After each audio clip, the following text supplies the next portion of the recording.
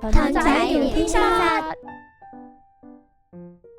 囤積嘅物品咧嘅種類有好多種嘅，咁好常見就係譬如話衫啦、食品啦，甚至家私電器啦。咁但係亦都有一種咧，就係叫做動物囤積。吓，動物都可以囤積？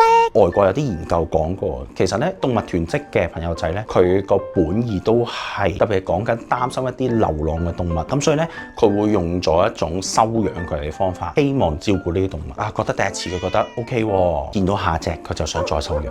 然之後第三隻再收養，越收養得越多，超越咗佢自己可以處理到嘅範圍咧，就衍生咗有動物囤積。有冇邊一類人比較多啊？我哋嘅申請人170幾個裏邊咧，公屋又有，居屋又有，甚至豪宅都有。囤積咧，我哋有種形容嘅就係佢其實係一幅砌圖嚟嘅，無論係佢細個嘅成長啦，佢出嚟做嘢嘅經歷啦，或者砌成佢而家呢種狀態。最棘手嘅就係10零歲開始有囤積，通常咧就去到中年40歲打後咧，開始會比較嚴重，直至幾時俾人發現咧，就係你間屋都閂唔埋。